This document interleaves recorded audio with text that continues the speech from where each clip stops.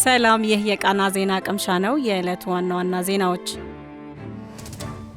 የኢትዮጵያ ሰብአዊ መብቶች ኮሚሽን ኢሰመኮ በሚቀጥሉት 5 ዓመታት በ7.6 ቢሊዮን ብር የሚተገበር የስትራቴጂክ እቅድ ይፋ አደረገ። መንግስታዊ የሰብአዊ መብት ተሟጋች ባለ 190 ገጽ ስትራቴጂክ እቅዱን ዛሬ በዋናው ጽህፈት ቤቱ ይፋ አድርጓል። በመድረኩም የተቋሙ ዋና ኮሚሽነር ብርሃኑ አዴሎና ምክትል ኮሚሽነር ዶክተር ሚዛኔ አባተን ጨምሮ ሌሎች ባለድርሻ አካላት ተገኝተዋል። ከ2019 እስከ 2023 ዓ.ም የሚተገበረው ስትራቴጂክ እቅድ የተዘጋጀውም በፍጥነት እየተለወጠ ላለው የሰብአዊ መብቶች ሁኔታ ምላሽ ለመስጠትና ኮሚሽኑ ወቅታዊም ሆነ አዳዲስ ተግዳሮቶችን ለመቋቋም በሚያስችል ቁመና ላይ እንዲገኝ ለማድረግ በማለም እንደሆነ ተገልጿል። ከህዳር 2018 ዓ.ም ጀምሮ በዝግጅት ላይ የነበረው ይህ እቅድ ከሐምሌ 1 ቀን 2018 ዓ.ም ጀምሮ መተግበር መጀመሩም ተገልጿል። አዲሱ ስትራቴጂክ እቅድም ከዚህ ቀደም ከነበረው ስትራቴጂክ እቅድ የተገኙ ቁልፍ ተሞክሮችን መሰረት ማድረጉን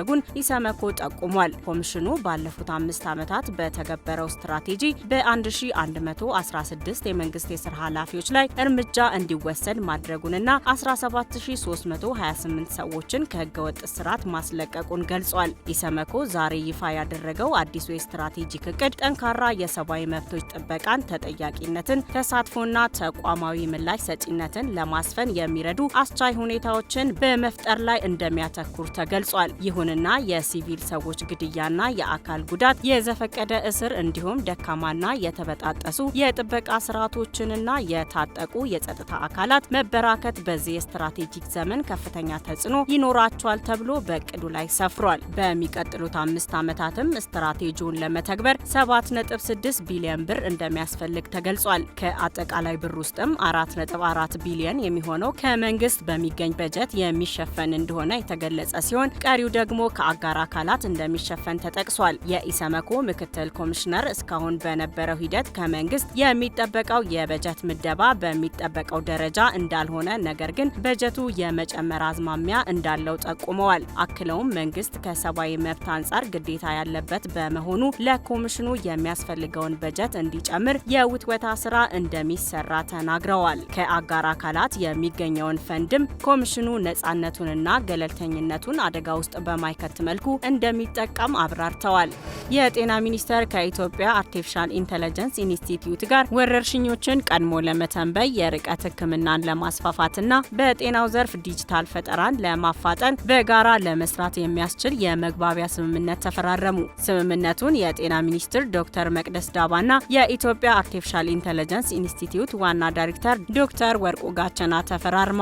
የመግባቢያ ስምምነቱ ወረርሽኞችን ቀድሞ ለመተንበይ የርቀት ሕክምናን ለማስፋፋትና በጤናው ዘርፍ ዲጂታል ፈጠራን ለማፋጠን መሰረት የሚጥል መሆኑ ተመላክቷል። እንዲሁም የተረጋገጡ የአርቲፊሻል ኢንተለጀንስ ቴክኖሎጂዎችን በጤናው ዘርፍ ተግባራዊ ለማድረግ የመረጃ ደህንነትና አስተዳደርን ለማጠናከር፣ የህብረተሰብ ጤና ስርዓትን ለማሻሻል፣ የባለሙያዎችን አቅም ለማጎልበት፣ ምርምርና ፈጠራን ለማበረታታት እንዲሁም አዳዲስ ጀማሪ ተቋማትን ለመደገፍ የሚያስችል የትብብር ማዕቀፍ መሆኑም ጤና ሚኒስቴር በፌስቡክ ገጹ ባወጣው መግለጫ አስታውቋል። ስምምነቱ በጤናው ዘርፍ አዲስ ምዕራፍ የሚከፍትና ቀደም ሲል የነበረውን ትብብር የሚያጠናክር መሆኑን ዶክተር መቅደስ ተናግረዋል። ሚኒስትሯ አርቲፊሻል ኢንተለጀንስ የሰውን ልጅ ሙሉ በሙሉ የሚተካ ባይሆንም የጤና አገልግሎቱን በትክክለኛነትና በፍጥነት በማሻሻል ጥራት ያለው አገልግሎት ለሁሉም ተደራሽ ለማድረግ ጉልህ ሚና እንደሚኖረው አስታውቀዋል። ዶክተር ወርቁ በበኩላቸው ስምምነቱ ዘመናዊ የአርቲፊሻል ኢንተለጀንስ አቅሞችን በጤናው ዘርፍ ለማዋል የጋራ ምርምርና ፈጠራን ለማፋጠን በሀገር ውስጥ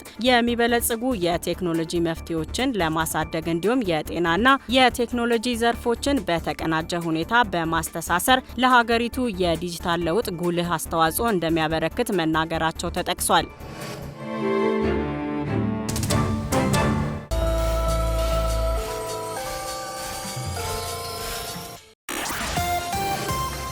የኢትዮጵያ ኢንቨስትመንት ኮሚሽን በተጠናቀቀው የ2018 በጀት ዓመት ከውጭ ቀጥተኛ ኢንቨስትመንት 4.32 ቢሊዮን ዶላር ማግኘት መቻሉን አስታወቀ። ኮሚሽኑ ይህን ያስታወቀው የበጀት ዓመቱን የዕቅድ አፈጻጸም ከኮሚሽኑ ዳይሬክተሮች ጋር በገመገመበት ወቅት ነው። በዚህም በተጠናቀቀው በጀት ዓመት 4.32 ቢሊዮን ዶላር የውጭ ቀጥተኛ ኢንቨስትመንት ወደ ሀገር መሳብ የተቻለ መሆኑ ተገልጿል። ይህም ከ2017 በጀት ዓመት ተመሳሳይ ወቅት ጋር ሲነጻጸር የ8 በመቶ ብልጫ እንዳለው ተመላክቷል። አፈጻጸሙ በአራተኛው ኢንቨስት ኢን ኢትዮጵያ ፎረም ላይ ቃል የተገቡና በቅርቡ ከኮሚሽኑ የኢንቨስትመንት ፍቃድ የወሰዱ ድርጅቶችን የማይጨምር መሆኑን የኢንቨስትመንት ኮሚሽነሩ ዶክተር ዘለቀ ተመስገን ተናግረዋል። በበጀት ዓመቱ ከልዩ ኢኮኖሚ ዞኖች የ225 ሚሊዮን ዶላር ምርት ለውጭ ገበያ ማቅረብ እንደተቻለና ይህም ከካቻምናው በጀት ዓመት ተመሳሳይ ወቅት ጋር ሲነጻጸር የ80 በመቶ ጭማሪ ያሳየ መሆኑ ተገልጿል። እንዲሁም በበጀት ዓመቱ ከ260 በላይ ፕሮጀክቶችን ወደ ትግበራ ማስገባት መቻሉንም ኮሚሽኑ አመላክቷል። ኮሚሽኑ በበጀት ዓመቱ 528 አዳዲስ የኢንቨስትመንት ፈቃዶችን መስጠት መቻሉን በፌስቡክ ገጹ ባወጣው መግለጫ አስታውቋል።